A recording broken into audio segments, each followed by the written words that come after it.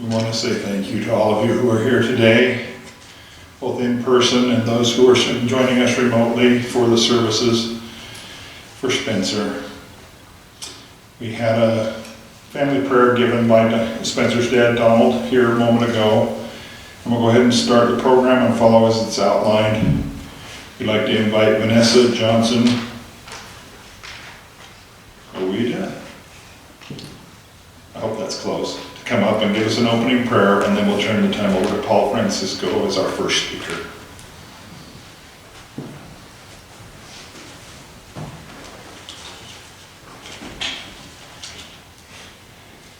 Our dear Creator, we are here today to celebrate the life and grieve the loss of our Spencer Mark Francisco.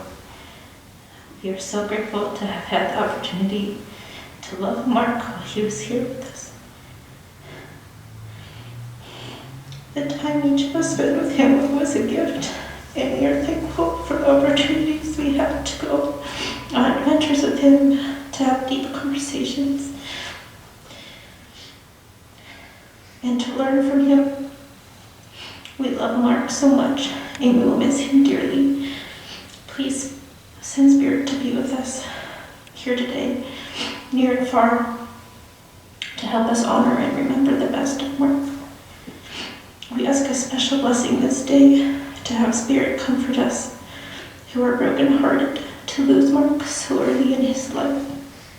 Help us remember the good he brought to all of our lives.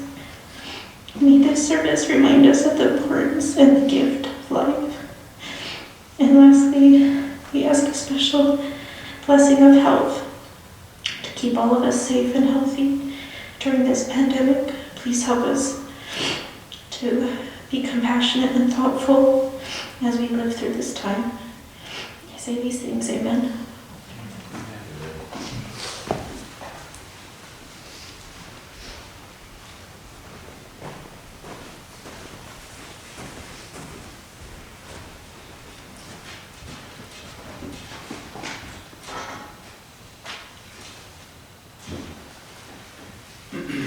My name is Paul Francisco. I'm the older brother of Spencer Francisco. We're here to honor today. I'd like to thank all of you for coming. I know that it's a dangerous time to travel and to be together, but it means a lot that you took the time to come here. And I appreciate those who are viewing for your time as well.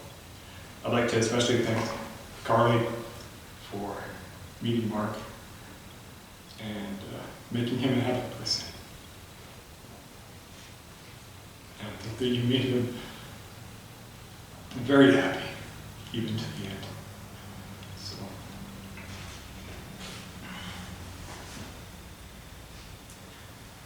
a thorn in my side once said, "You do you, boo."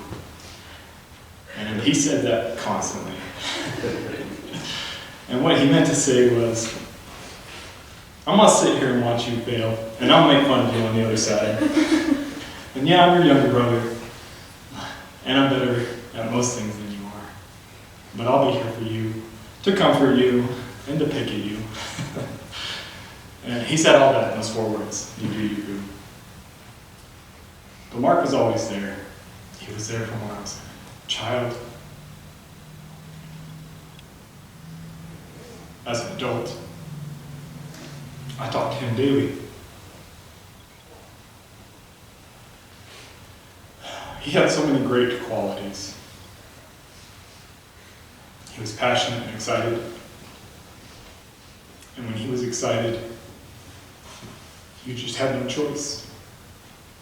You had to be excited with him, and he would drag you with him. He was the glue that made a lot of family get-togethers so much fun because we were together.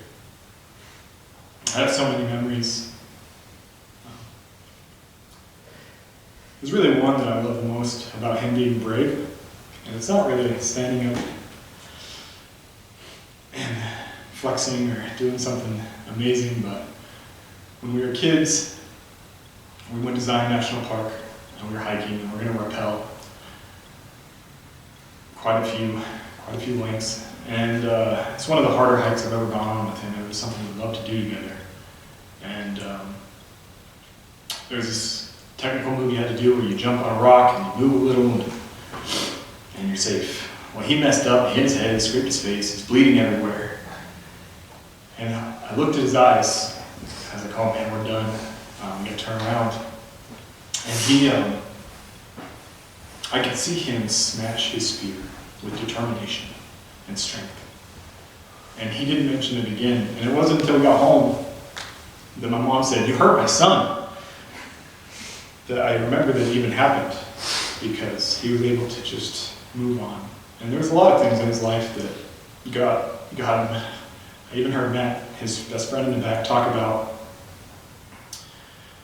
how he was unlucky, and I made fun of him because he was unlucky, and it didn't matter to him. He would still just keep going. Mark was patient and loving. He could listen to the crazy, deranged musings of his older brother and come out with a problem, or come out with a fix to a problem on the other side. I've seen him be a great listener, a great friend. One of the most infuriating things that he would do is you would spend 15 minutes composing a text message, and he would respond with LOL or K. And for those of you who don't respond primarily with text message, but even though he was in a few words, sometimes you knew that he loved you because of the way that he cared, the way that he would respond to you. He would ask me if I was okay, and we were so far apart for so long, I don't even know how he would know that I was having a hard time.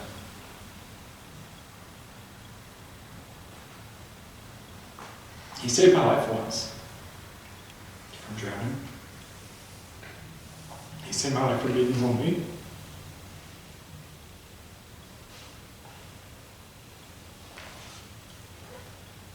I didn't get to say goodbye. I will miss you. You'll always be there in my heart.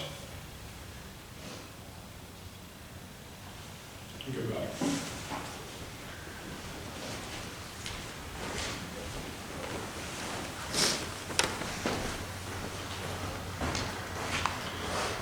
We'll now hear the song, "I'll Follow You Into the Dark." It's by Death Cab for Cutie, and it will be played over the sound system, and then we will have the video of Spencer's life, a visual eulogy, after which we'll have an open mic, and we've asked Donna Francisco to go first with the open mic, and then we'll go to that point.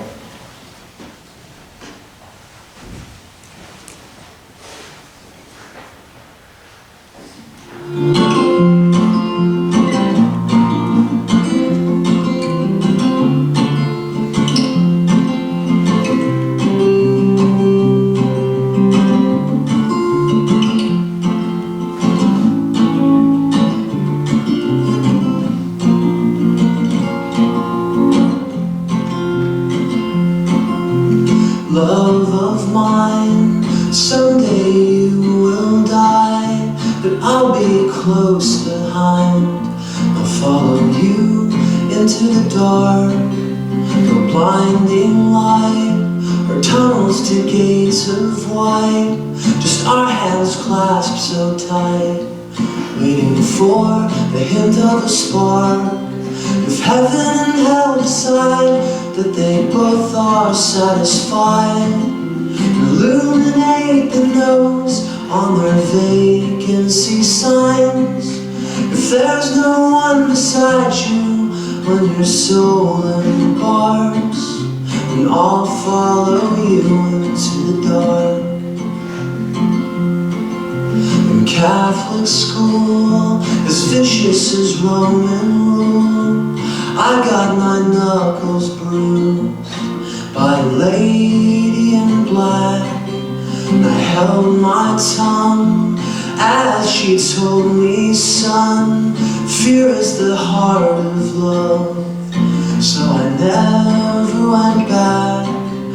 If heaven and hell decide that they both are satisfied, illuminate the nose on their vacancy signs. If there's no one beside you when your soul embarks, then I'll follow you into the dark. You and me have seen everything to see, from Bangkok to Calgary, and the soles of your shoes are all worn down. The time for sleep is now. There's nothing to cry about, 'cause we'll hold each other soon in the blackest of rooms.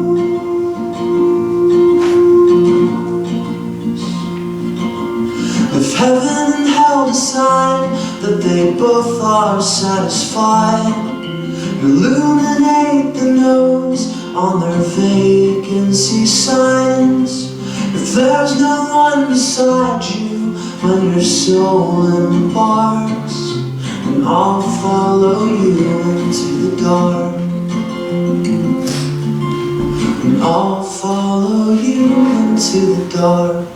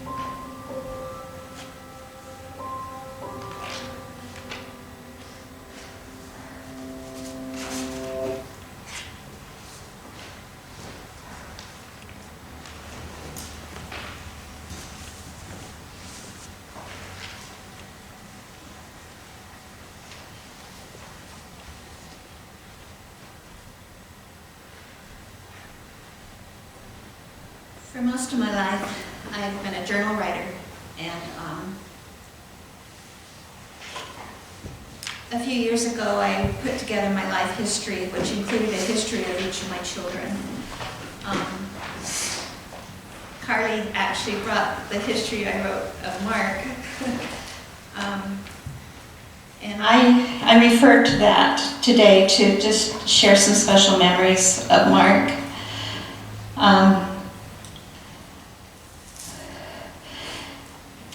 At age 3, when I would ask Mark what his name was, he would say, Special Mark, instead of Spencer Mark.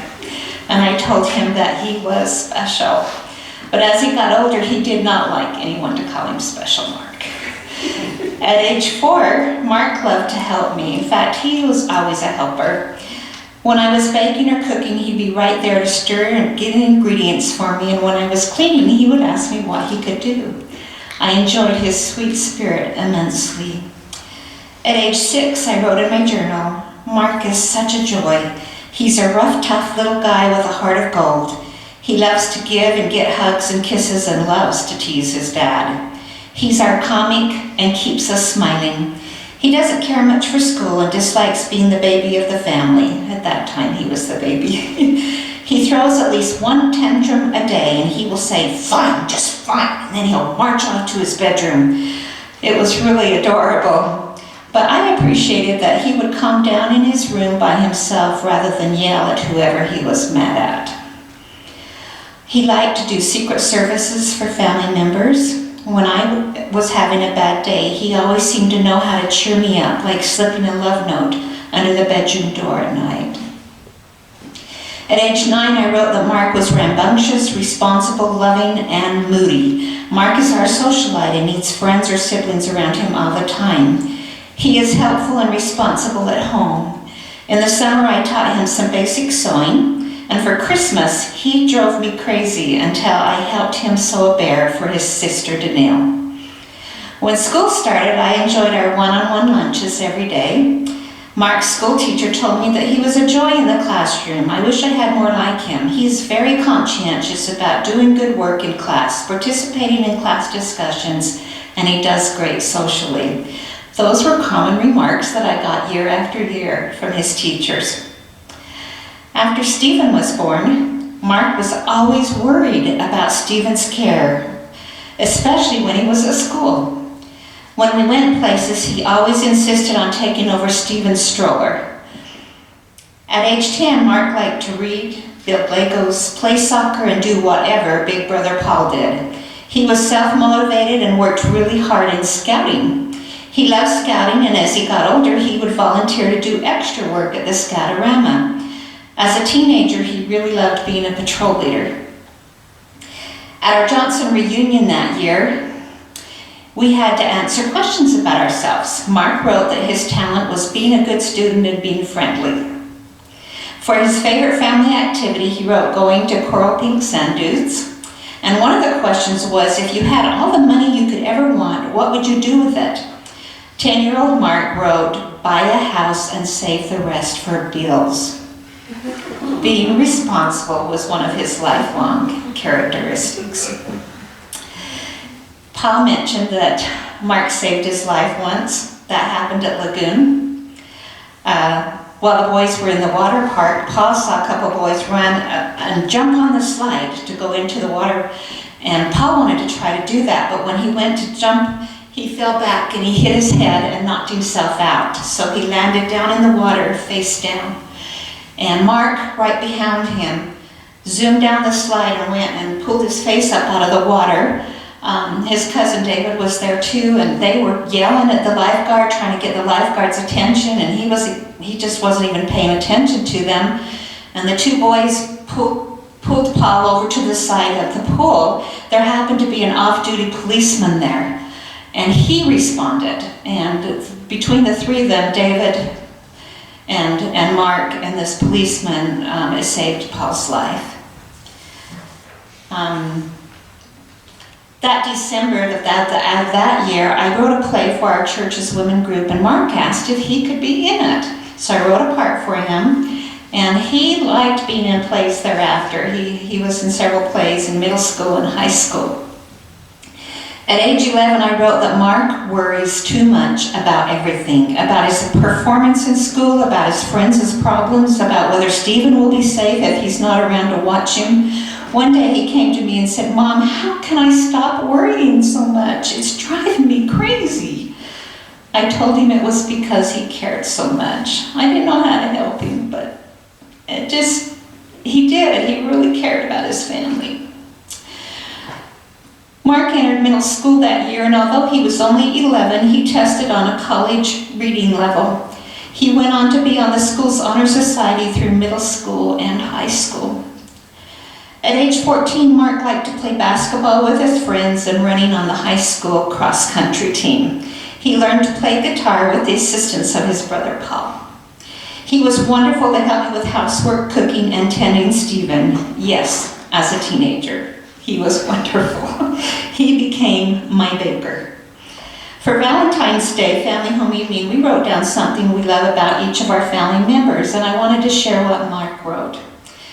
This, again, he's at age 14. He said, "Dad helped me get cleats and is really nice. Mom is always helpful, does a lot of things for me that isn't in her schedule. Always willing to help me and do something for me and listens to me when I want to talk about sports or school or problems. Danielle is nice and cool and always thinks of others and usually takes all the crap I give to her. Paul, you are my role model, most wonderful person ever born, incredibly handsome. Nicole is kind, listens to what I have to say, and always comes and does stuff for me. Stephen is funny and cool and has lots of energy." Here's what the family wrote about Mark. Dad wrote, "I admire your strong sense of right and wrong. I love you." Mom wrote, "I love you because you help me so much without complaining, because you care a lot about Stephen, and you show your concern for all the family. I love your smile and when you talk to me about your life." Paul wrote, "I love the way that when you're in a weird mood and you and I go face the world and end up killing ourselves, climbing, guitar, girls. You are always teaching me what's right through your example. I love you." Nicole wrote, "Mark, you are there whenever I need to talk about school stuff and you don't get mad at me at school. I love you." Stephen said, "Mark, I love you. You are so cool." At age 15, Mark couldn't make it to age 16 quick enough. He wanted to get a job and date. I told him that his job was child care provider, which he hated me saying because his only income was to tend Stephen for me. Mark loved hiking with his scout troop, but his scout leader told me that he overdid. He was always way ahead of the pack. Mark played for the junior varsity soccer team. He started out on the junior varsity cross-country team, but when he started beating some of the varsity runners, he was moved to the varsity team. However, his lead was short-lived because a case of mono struck him down mid-season, and although he gave his heart and soul to the sport, his body just wouldn't perform the way he wanted it to. Undaunted, he said, "I'm going to do great next year." Quiet Mark suddenly turned very social, hung out with friends every chance we gave him. He had girls calling him on the phone every day, and it amazed me that he could spend hours in conversation with them because his conversations with me were always quite short. Besides socializing, Mark loved playing the guitar. Mark missed Paul terribly as Paul was serving a mission at that time. From 16 until graduation, I wrote that Mark was busy. He did well in school, but he was bored with his classes. After school, Mark practiced track and soccer. As he put it, I might as well live at the school. Then, when he was not at school, he was off rappelling or shooting with his friend David DeGraff. Nicole had some struggles in high school, and with Paul gone, she relied more on Mark than ever for support. Mark was there for her and has been ever since. They kept in close contact, especially through gaming.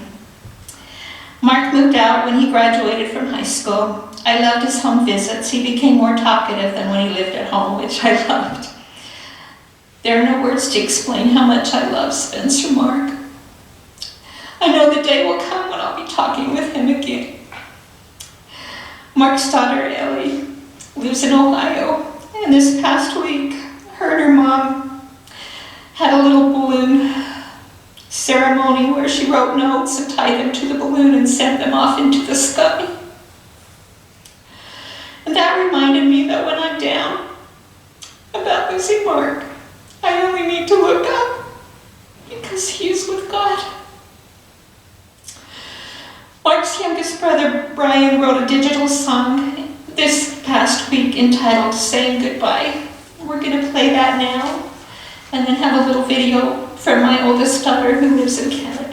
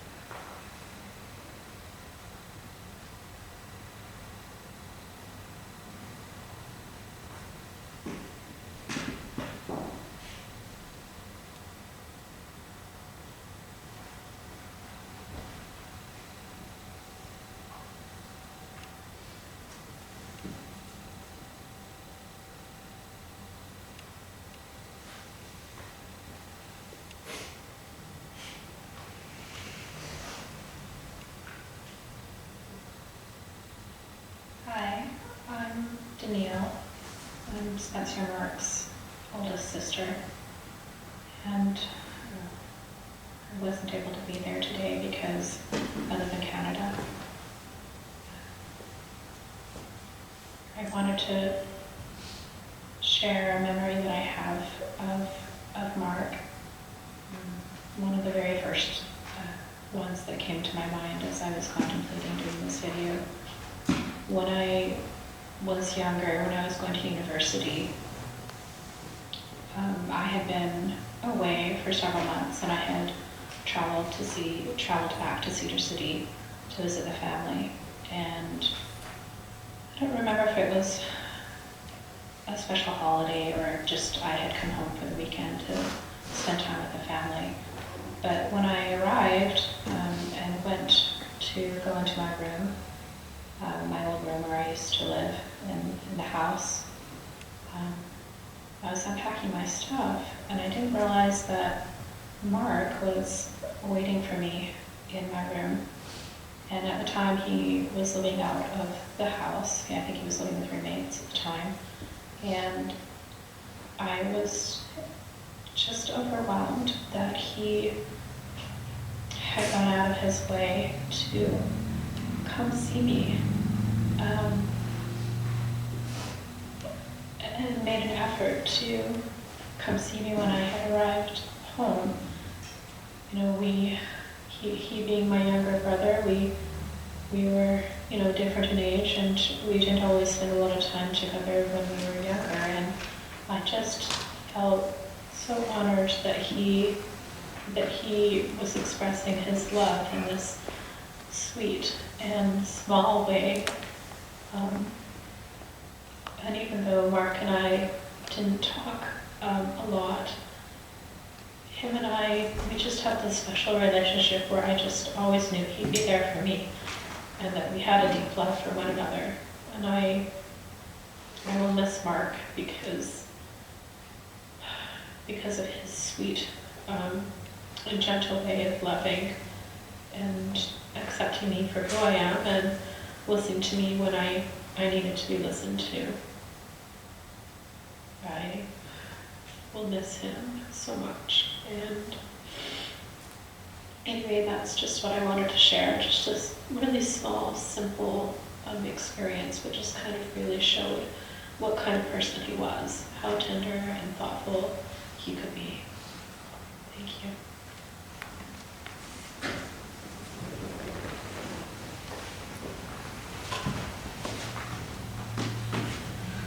Would like to now open the opportunity for any one of you to come up.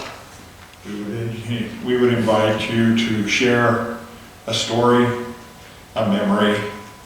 We'd ask you to be polite, but we'd also encourage you, if it's funny, to make us laugh, because I'm sure Mark was a person who had joy in his life as well. So the time is yours for a few minutes, remembering that there are those who are joining us from afar who can't see each other here in the room. So we'd encourage you to come up and not leave big lulls as we go along. The time is yours.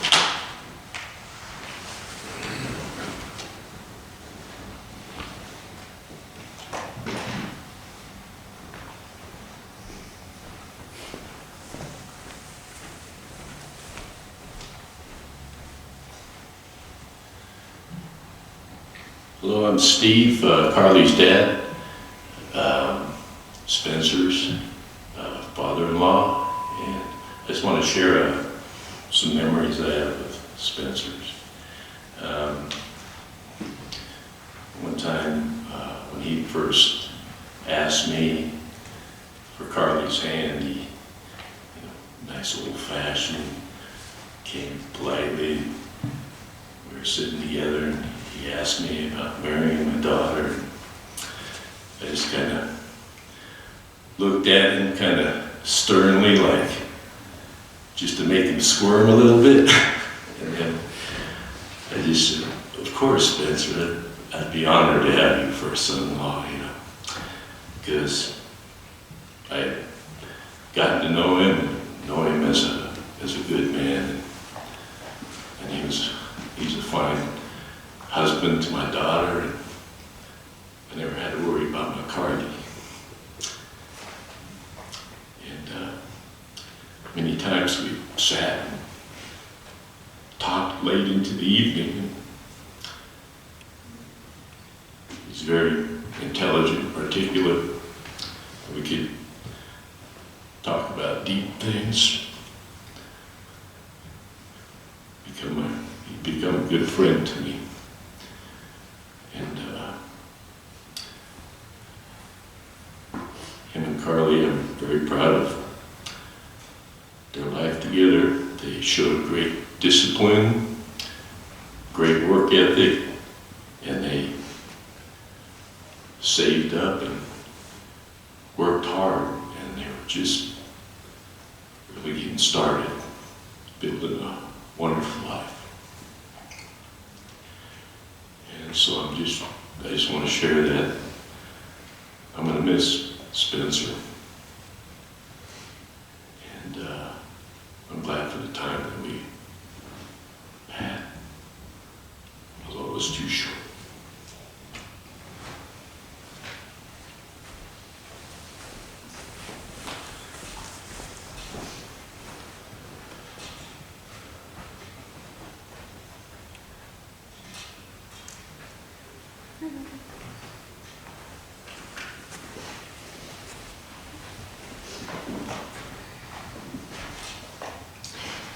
Gonna have to take this down a little bit. Hi, I'm Bonnie. I'm Carly's mom. Spencer wasn't just our son-in-law. He was our son. And we loved him very much. I was so pleased that my daughter found such an honorable man. And just for a brief few years, we got to know this wonderful guy that she had met and fallen in love with. And he brought such joy to our family, even though we only knew him for a few years. We all cared about Spencer so much. He had such a big heart. He was quiet, but when he said something, it was worth listening to. It was important. Like Steve said, he always just took care of our Carly. We never worried about Carly, that she had found a man who would protect her and provide for her. And it was wonderful seeing how their love blossomed, how they grew in their love and friendship for each other, just in the short time that they were together. I will miss the way he would, because he's real tall, he would bend down and give me a hug. He always had a quick joke, and we'll just miss him so much. He will leave a very big hole in our lives. And I just wanted to say that God so loved the world that he gave his only Son, that whoever believed in him would not perish, but have eternal life. That God did not send his Son into the world to condemn it, but that through him the world might be saved. My knowledge of this world is small, and my faith is dim. It is enough that Christ knows all, and I belong to him. I pray for your families, all of you who are enduring this time. I pray that God will strengthen you and comfort you and give you peace.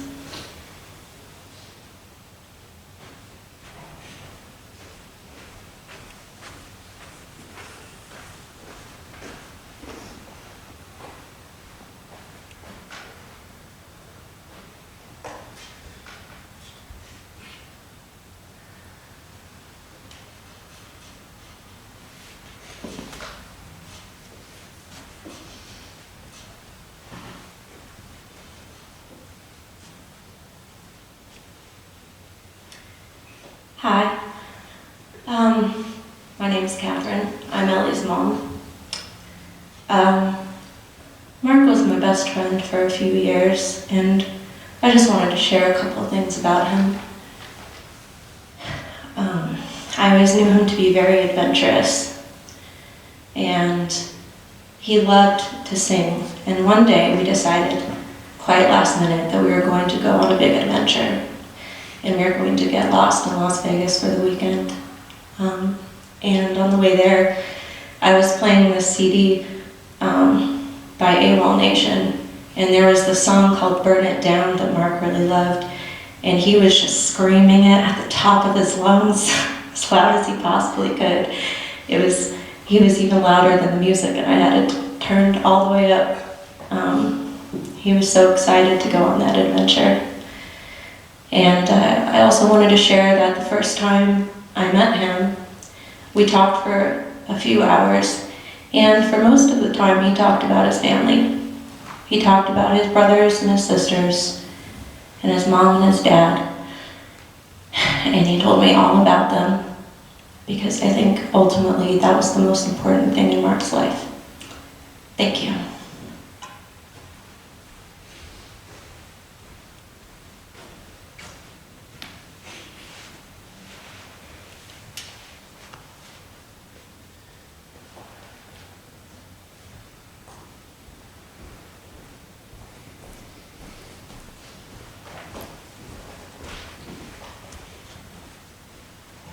I am Jessica. I am a cousin to Mark. I knew him as Mark, so Spencer is just kind of a new thing. I was like, who is Spencer? Like, everyone's talking about this Spencer guy, but I knew him as Mark growing up.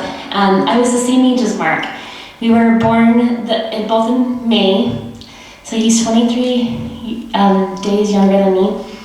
But my memories of Mark, he was just a sweetheart. He's just so calm and so sweet, and like as kids, like I always looked forward to when his family would come visit us, and he had such an imagination and like always some fun game that we were gonna play, and so I really look forward to him coming over to hang out with us.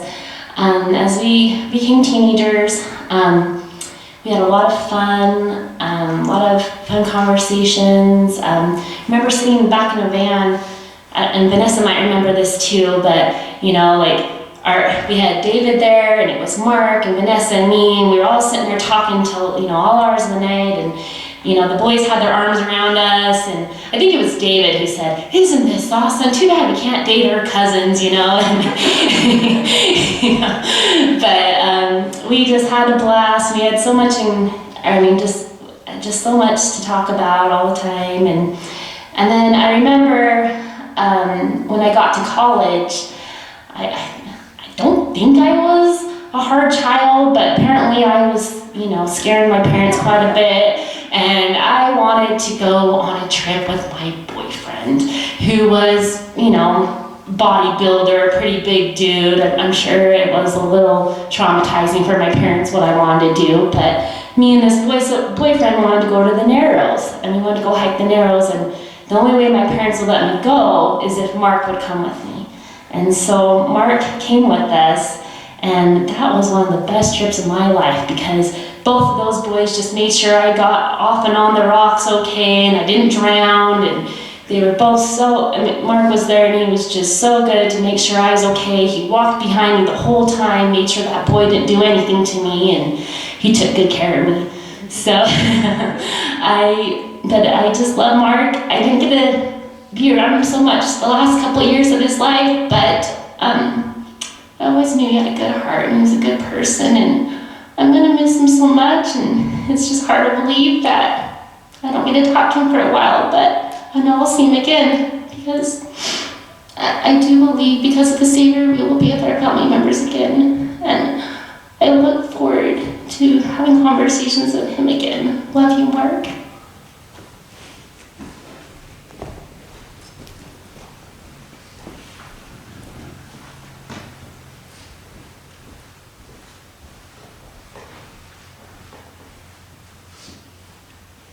So I'm the other cousin, Vanessa, and we were all 85 babies. So Mark and Jessica and me were really close.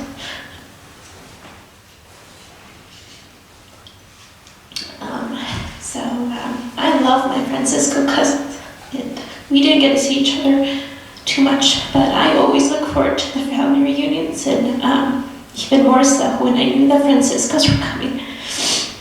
And Paul reminded me of our acronym that we came up with called Quality Cousin Time, QCT, and I just remember one summer we stayed up into the wee hours, and I'm sure we made one of the uncles quite angry. I think we heard it the next morning, but we stayed up late playing Phase 10 and just laughing and talking. And that summer, as we had gotten older, I really got to get to know my cousins more and their love. Especially Mark, his love for music and hiking and being adventurous and just so much fun to be around. I felt like Mark gave you permission to be yourself, and he always accepted you no matter what. And I remember one time in my life I was having a really hard time and just really needed to talk to somebody, and I have Mark. So I know you're just texting, but he listened to me, validated me, and I just knew I could always count on him. And I'm really gonna miss you, Mark. And I love you so much and grateful I got to get to know you. Thank you. Thanks for being here.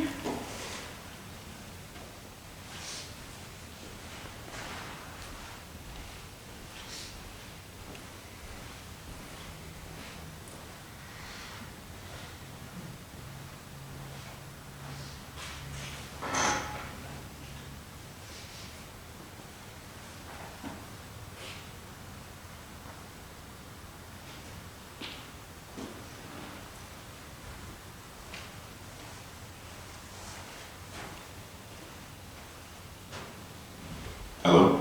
Hi. So I'm one of the younger brothers. I'm Stephen Francisco. And then there's Ryan, our youngest. I was the youngest until he came around, but I am. I'm the child or the brother he worried about the most. Little did he know that I worried about him because he worried about me growing up.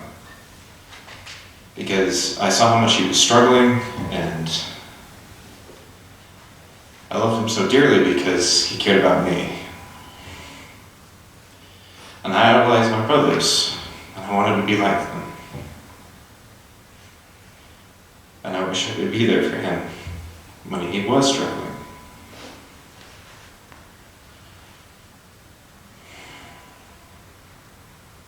But I know now that he's in a better place. And I know that he loves me, because it's the last message he sent to me. It was about a month or so back. And I will treasure that, because I know that my brother loved me every single day that we grew up together.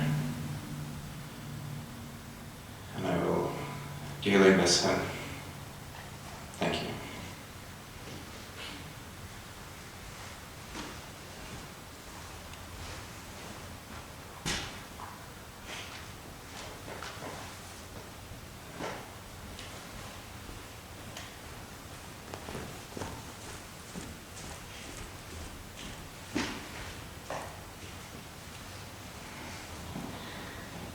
Hi.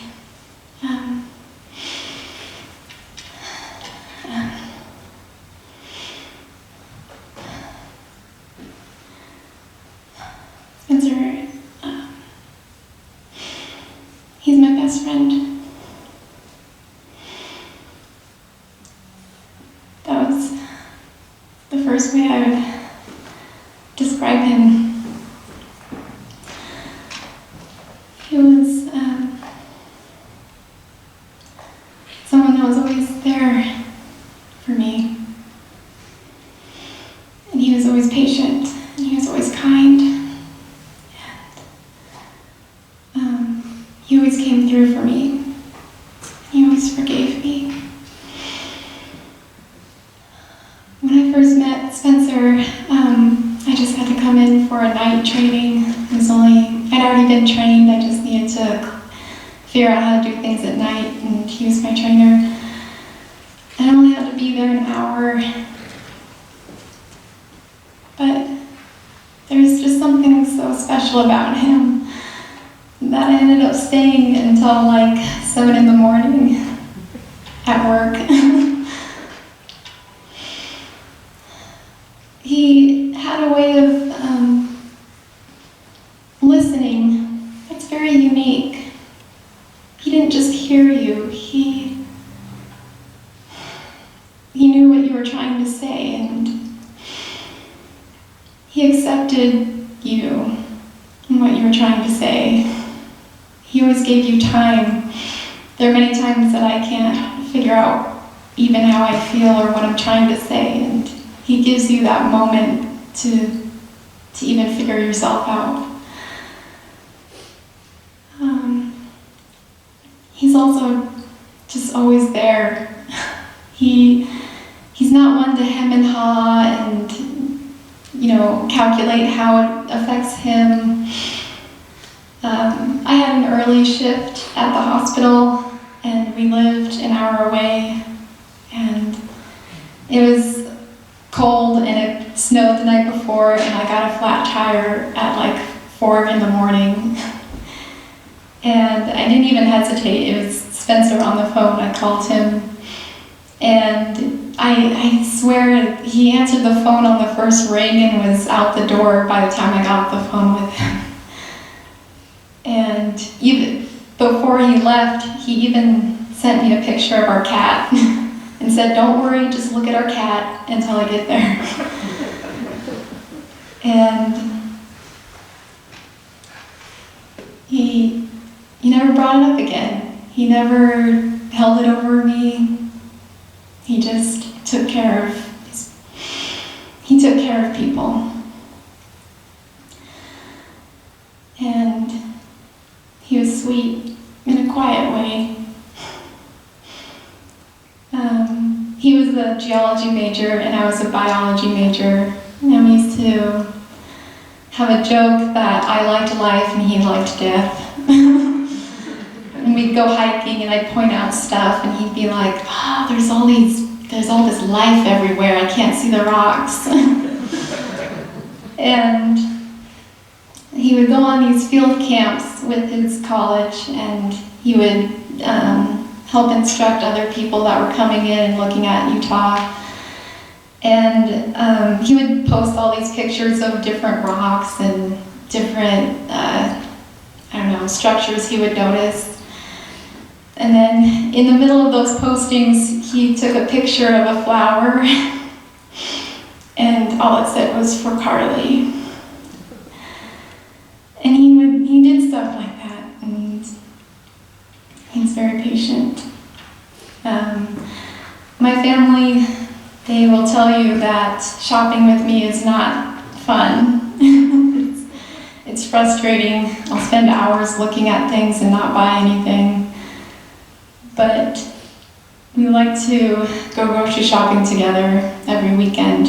And he would sit there and watch me compare a green apple with a light green apple. And he loved it. He liked being with people.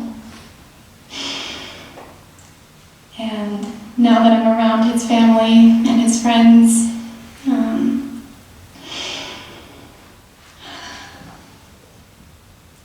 I feel like he got that from you. The Franciscos have always been there. Franciscos never waver. And neither did Spencer. And I love him. And I will miss him always. Thank you.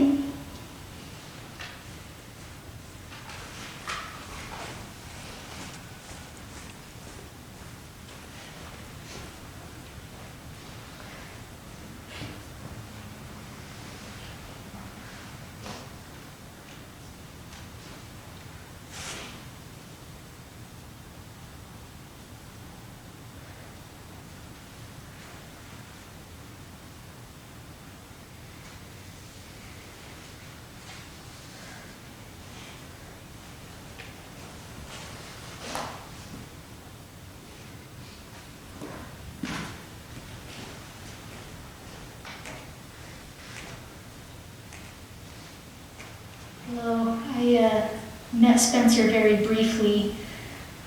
My name is Maria. Carly and I were roommates in college for about 3 years.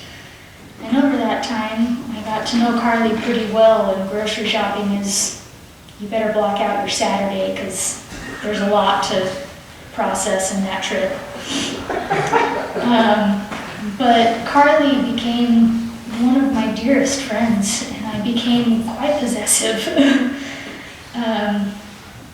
She was somebody that I could always rely on and turn to for anything. And so when this Spencer guy showed up, I got a little bit jealous. She came home from work one day and she's like, so I met this guy, his name is Spencer. And I was like, Spencer what? Spencer who? And she started to talk about Spencer more and more. And I was like, this might be a problem. I gotta check this guy out. So I remember asking Carly to bring him over to the apartment because he had dropped her off a few times and I hadn't had a chance to meet him yet. And so I kind of set up a little game night or a movie or something, and I remember thinking, okay, this is my chance to interrogate him. This is really where I'm going to figure it all out, and I'm going to decide if he's right with Carly or not. And I remember he came to the apartment and he was like, I didn't know what to bring, so I just brought a salad. And I was like, who brings a salad? I can't interrogate him now. That was so nice. And immediately after meeting him, I was just at ease. He was so gentle. He had this calming presence, and I remember thinking that I didn't need to interrogate him. I didn't need to be worried about Carly because Spencer was so on top of it. And I knew that as their relationship progressed, that Carly was going to be taken care of. That he just knew what to do. And every time after that, I think we went on a few hikes. College at the end was so busy that I don't remember most of it, but I do remember the way that Carly would light up when she'd talk about Spencer. And I remember the change that happened and thinking that this is somebody special. This is somebody that is gonna change Carly for the better. And it was very brief. They both graduated before I did, and so I really didn't get a chance to meet Spencer and to get to know him as well as I wanted to. But I remember thinking that he was raised right, that he had a good support system behind him, and that he was somebody that was going to take care of my best friend. So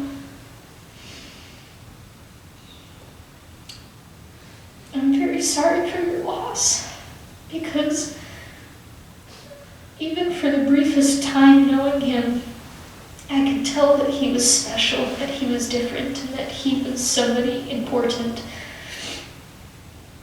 So I know that each of you had an impact on that, and in return, each of you have had an impact from Spencer.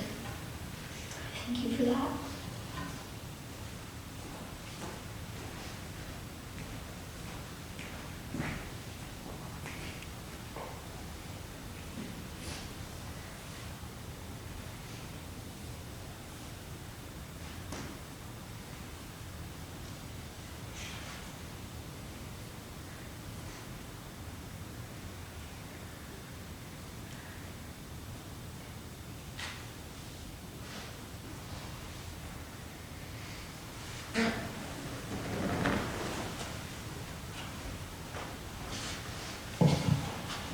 Is there anyone else that would like an opportunity?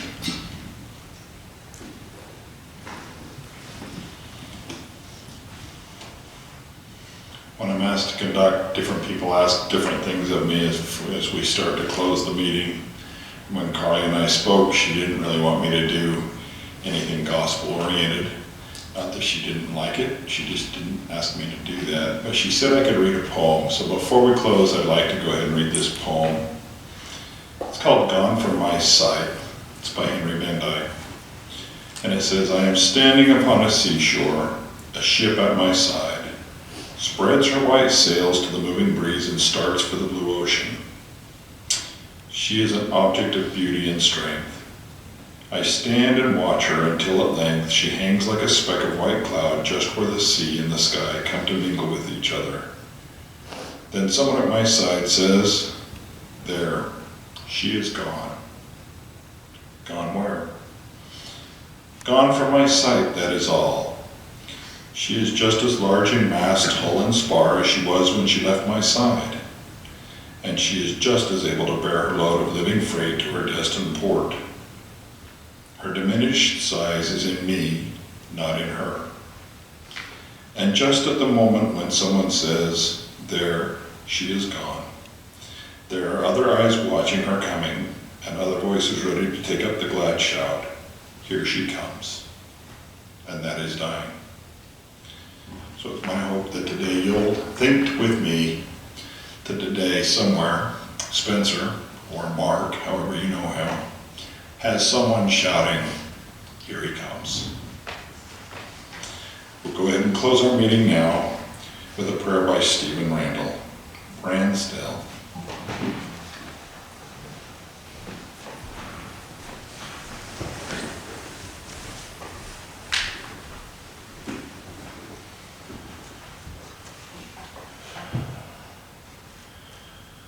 Father God, Lord, I just ask you to be with us, Lord. Help us deal with our grief, Lord. Help us to know that our days are numbered, time is short. Help us to live each day, love each other as much as we can. Find you, Lord, find your grace. Love you, Lord. Help us to have safe travels when we leave here, Lord. Guide us. In Jesus' name I pray. Amen.